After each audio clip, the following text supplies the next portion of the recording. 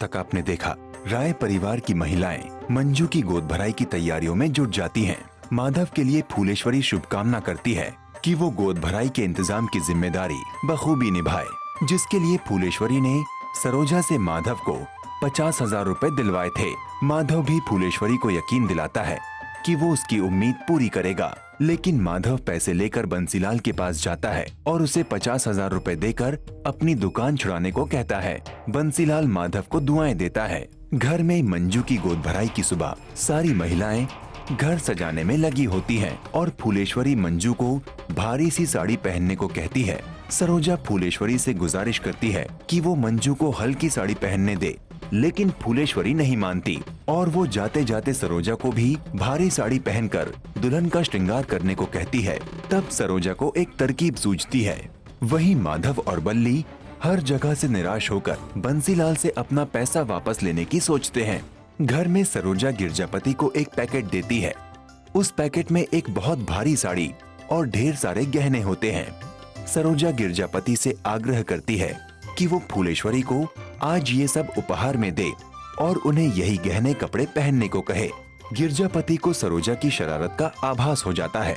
सरोजा कहती है कि चूंकि आज मंजू की गोद भराई है, ढेर सारे लोग आएंगे, इसलिए फूलेश्वरी को भी राय परिवार की शान के मुताबिक तैयार होना चाहिए। साथ ही वो ये भी तर्क देती है कि फूलेश्वरी सबकी देखभाल करने में खुद के लिए कुछ सोच ही नहीं पाती, इसलिए गिरजापति का उन्हें ये सब देना जरूरी है।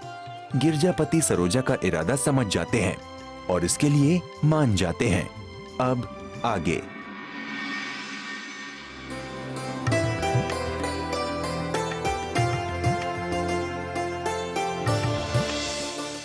देख रहे हैं भैया, चांदी कट रही है यहाँ पे और वहां हमारी जान के लाले पड़े हुए हैं।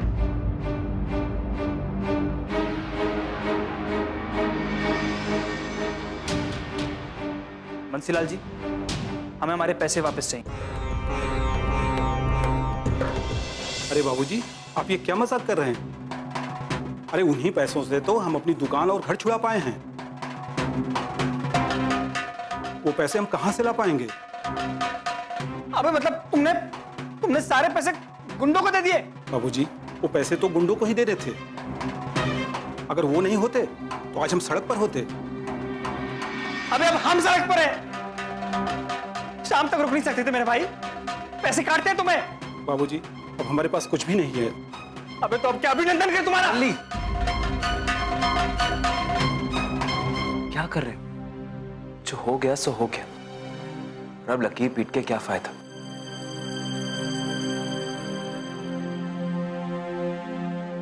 चलो बल्ली।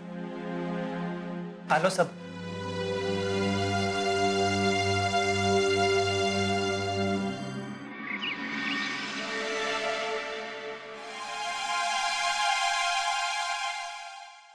अरे सरोजा बहू, कुछ तैयारियां ही नहीं हुई अभी तक। ना खाना, ना सजावट, ना शामियाना, और बाजार से अभी तक कोई आया ही नहीं। और सच पूछो तो ना, मेरा भी मन बैठा जा रहा है। आखिर रह कहाँ गए ये दोनों? कहीं कुछ फिर से मुसीबत तो नहीं आ गई उन दोनों पर? नहीं चाची जी, किसी मुसीबत में नहीं पड़े होंगे। ये सारा काम एक साथ करने के चक्कर में पूरा समय लगा दे रहे हैं। सारी बारात एक साथ ही लेकर के आएंगे, अब देखिएगा। आप जानती हैं ना कि ये जो ठान लेते हैं वो करके ही दिखाते हैं। हाँ, ये तो तुम सही कह रही हो।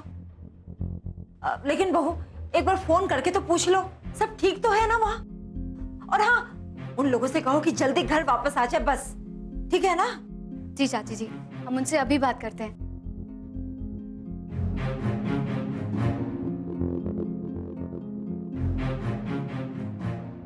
हमें इनसे बात करनी होगी।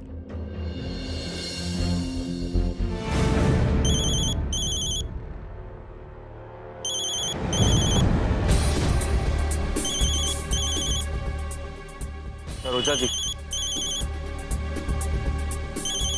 जल्दी फोन उठाइए। भगवान, हमारा फोन क्यों नहीं उठा रहे?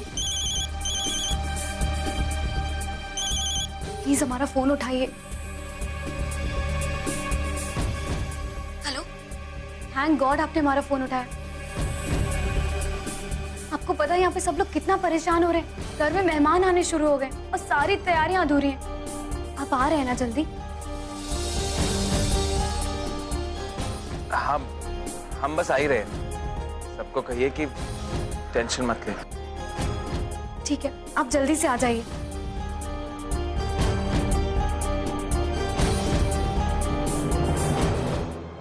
हमें ऐसा क्यों लग रहा है कि ये किसी ना किसी प्रॉब्लम में है? नहीं नहीं, हम भी क्या सोचे जा रहे हैं? कर भी क्या सकते हैं? घर में इतना बड़ा फंक्शन है और इस तरह से बाहर निकलना तो बहुत मुश्किल है।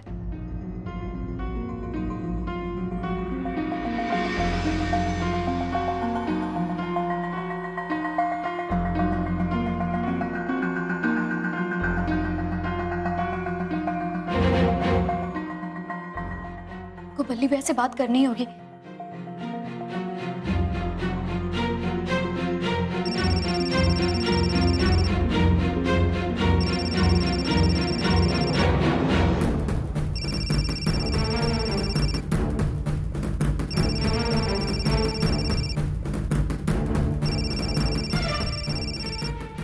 ये आप सरोजा भाभी का फोन है।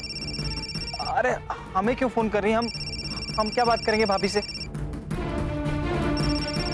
जो भी कहोगे थोड़ा ध्यान से कहना। हमें लगता है उनको हम पर शक हो गया।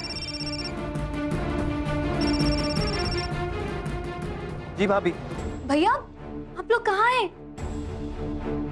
देखिए, हमें पता नहीं क्यों लग रहा है कि आप लोग किसी प्रॉब्लम में हैं। प्लीज हमें बताइए क्या बात है। अब क्या हुआ भाभी? कुछ हुआ है क्या घर पे?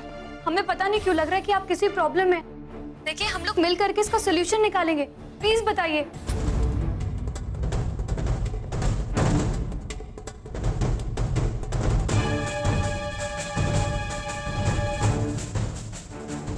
भैया, आप प्लीज ऐसे चुप मत रहिए। आपको हमारी कसम, सच सच बताइए, बात क्या है?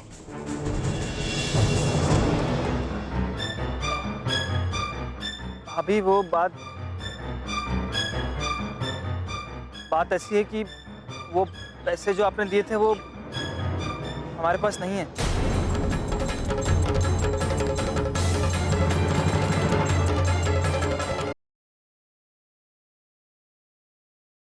सदा साथ निभाए बेटी पर बेटा ही चाहिए। बात ऐसी है कि वो पैसे जो आपने दिए थे वो हमारे पास नहीं है।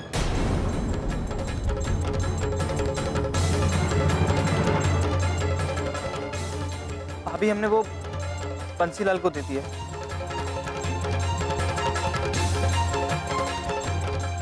क्या? कौन बंसीलाल? भाभी वो ऐसा था कि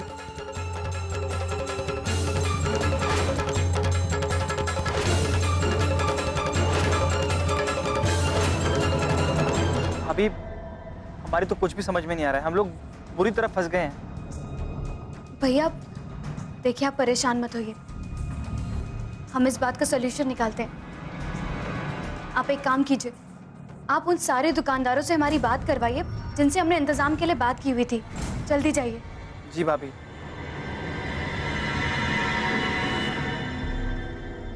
जिस बात का डर था वही हो गया।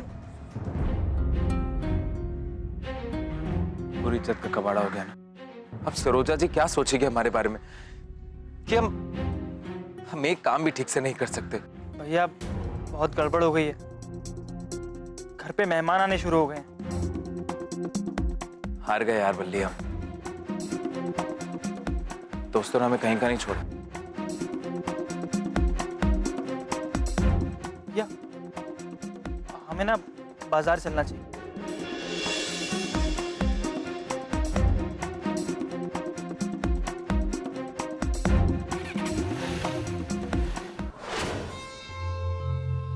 सारा दुकान सजा दिया।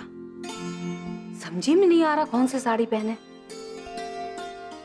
ये वाली पहने ना, इसका रंग जाने कैसा है।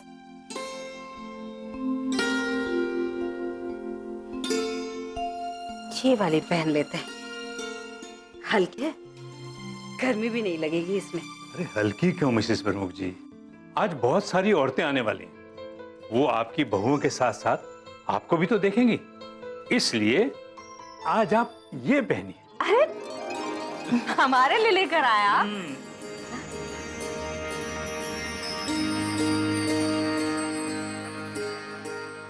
तो भला है आप हमारे लिए हैं।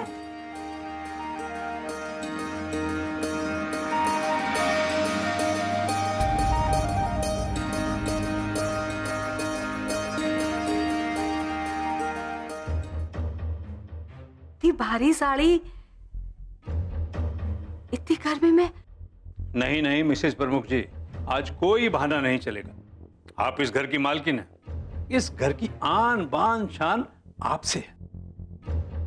अरे हम तो कहते हैं आज बहुत सारे जेवर भी डाल लीजिए। बहुत दिन हो गए आपको जेवरों में लदे देखे।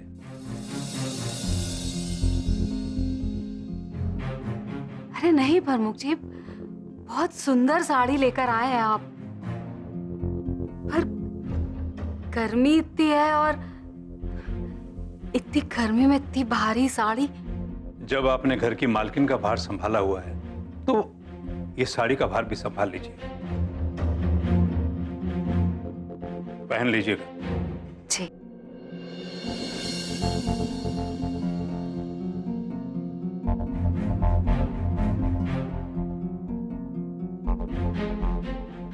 ठीक है, हम ये साड़ी जरूर पहनेंगे प्रमुख जी।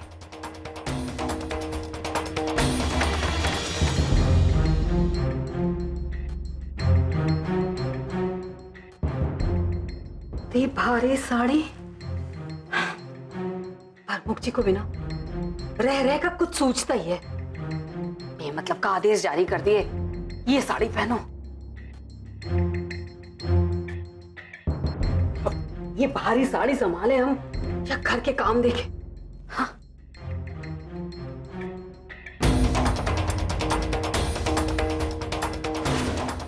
ऐसी हालत में थोड़ी गर्मी ज्यादा लगती है, इसे बर्दाश्त करने की कोशिश करो तुम, क्योंकि मां बनने के लिए यही क्षमता सबसे ज्यादा जरूरी है।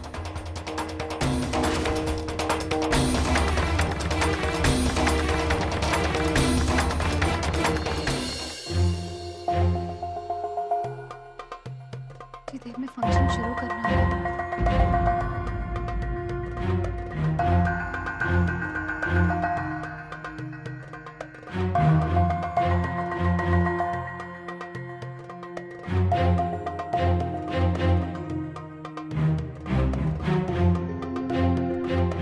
तो मेहमान भी आने शुरू हो गए, पता नहीं बाजार से सामान कब आएगा। नमस्ते।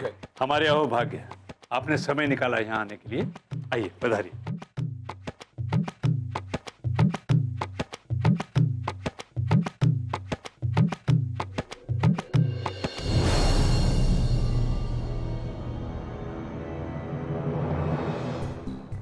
क्या बात है वो? ना तो माधव का कहीं पता चल रहा है, ना बाजार से आने वाली चीजों का। क्या तुम इसीलिए परेशान हो? नहीं नहीं बाबूजी, ऐसी कोई बात नहीं है, कोई टेंशन नहीं है।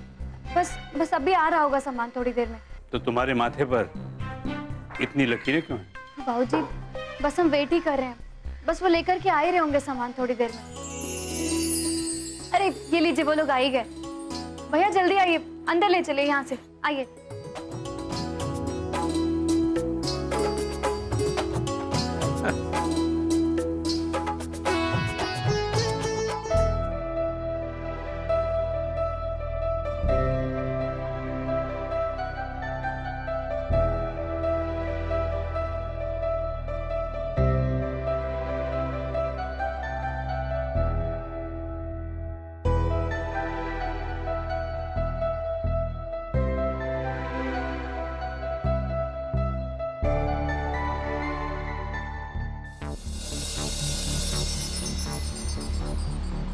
अरे मंजू, तुम क्या ये साड़ी पहनने वाली हो? तो अरे लेकिन ये तो काफी भारी है और इसमें तुमको बहुत गर्मी लगेगी। वैसे भी आज तुमको फंक्शन में काफी देर तक बैठना पड़ेगा भाई, मालूम है कि नहीं? तो क्या हुआ, हम माँ बनने वाले, हमें इतनी क्षमता होनी चाहिए कि हम ये सब बर्दाश्त कर सके। इसीलिए हम यही साड़ी पहनेंगे। तुम पागल तो नहीं? लो, अम्मा भी आ गई। अम्मा, आज आप एकदम परफेक्ट टाइम पे आई हैं। देखिए, मैं कब से इसको समझा रहा हूं कि ये वाली साड़ी ना पहने, इतनी भारी और काफी गर्मी लगेगी। लेकिन ये है कि सुन ही नहीं रही है। अब आप ही समझाइए। बेटा विजेंद्र, ये क्या औरतों के काम में सिर खपा रहे हो तुम अपना? बाहर मेहमान आ गए, जाकर के उन लोगों का ख्याल रखो। यहाँ का काम हम संभाल लेंगे। जाओ। जी माँ।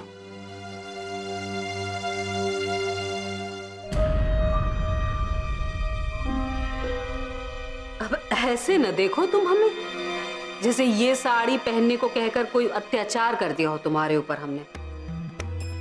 देखो, तुम्हारी सास है हम, और इस उम्र में भी तुमसे भारी पल्लू संभाले हैं।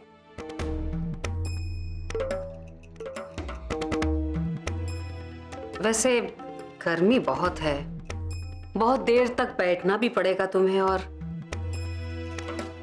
तुम्हारा 8वां महीना भी लगा है। ऐसे में थोड़े से नाज नखरे तुम्हारे हमें तो उठाने ही पड़ेंगे।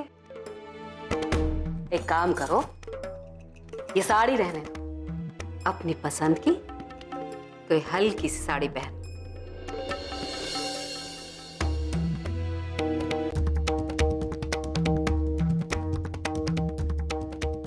अब तुम्हारा ख्याल हम नहीं रखेंगे तो और कौन रखेगा? हमारे बेटे के बेटे को जन्म देने वाली हो तुम। और बेटे की जगह बेटी को जन्म दिया तो? बस छूट दी नहीं कि दिमाग घुटने में और जबान कोयले से सन जाती है तुम्हारी। एक बात कान खोलकर सुन लो बहू, इस घर बेटी को जन्म देने वाली बहू के लिए न कोई इज्जत है, ना ही उसकी कोई जरूरत। इसलिए ऐसी बात अपनी जबान पर लाने से पहले 10 बार सोच लिया करो तुम। हल्की सी साड़ी कोई पहन लेना। निश्चिंत हो जाइए अम्मा जी, जैसे आपने 2 बेटे को जन्म दिया है ना, वैसे ही हम भी पोते को जन्म देने लायक हैं। अब आपके इस घर को हम चिराग देकर ही रहेंगे।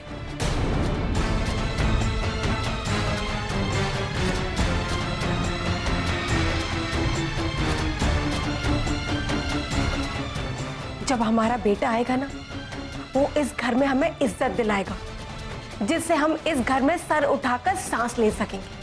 हमारा बेटा पैदा करना आपसे भी कहीं ज्यादा ये सबसे बड़ी हमारी जिद बन गई है अम्मा जी।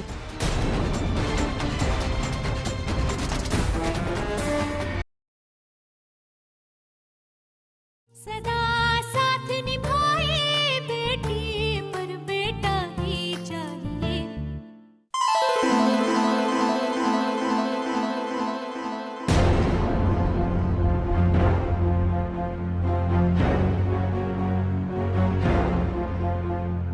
मेहमानों के रिटर्न गिफ्ट्स अभी तक नहीं आए। अम्मा जी कभी भी पूछ सकती है इस बारे में, क्या करें? सरोजा। हाँ हाँ दीदी। अम्मा जी मेहमानों को वापसी में देने वाले उपहारों के बारे में पूछ रहे हैं, क्या कहें? दीदी आप एक काम कीजिए, आप अम्मा जी को बोले कि हम गिफ्ट्स पैक कर रहे हैं। नहीं नहीं नहीं, आप एक काम कीजिए, आप उनसे ये कहिए कि हम खुद से ही गिफ्ट लेकर के आ रहे हैं, ठीक है? सरोजा तुम क्या कह रही हो? हमको तो कुछ समझ में नहीं आ रहा है, क्या कहें हम? सुनिए, आप जाकर के अंदर का सारा इंतजाम देखिए, हम यहाँ का काम खत्म करके खुद से आ रहे हैं, जाइए आप। ठीक है। हाँ हाँ, उनको उनसे बात करनी होगी। कितनी देर लगेगी? प्लीज हमारा फोन उठाइए। फोन क्यों काट रहे हैं आप?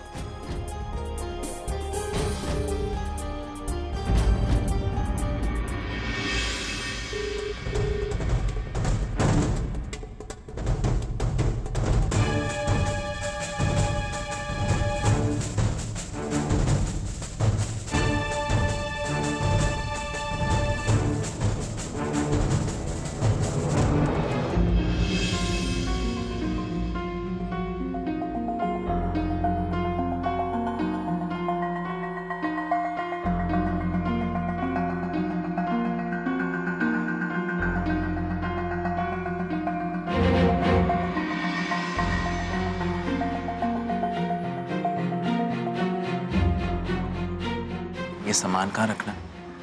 वो उधर।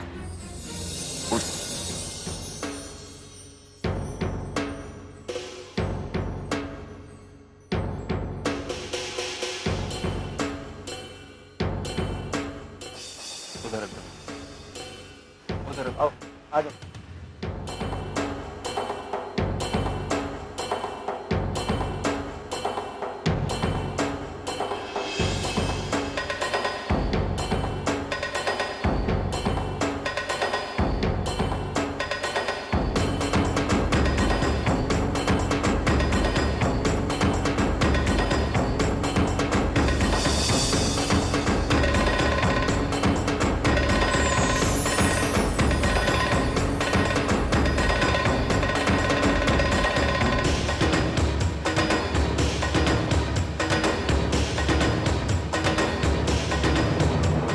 कितनी अच्छी खुशबू आ रही है ना।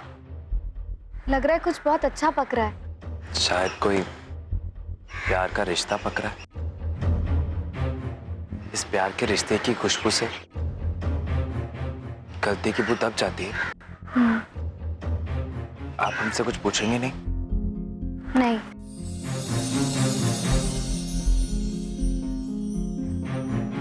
क्यों? क्योंकि हम जानते हैं कि आप एक बहुत अच्छे इंसान हैं और वो पैसे कहाँ गए ये हमारे लिए कोई इम्पोर्टेंस नहीं रखता।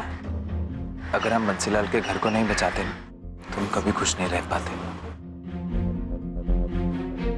आपकी एक एक छोटी सी खुशी में हमारी लाखों खुशियां हैं।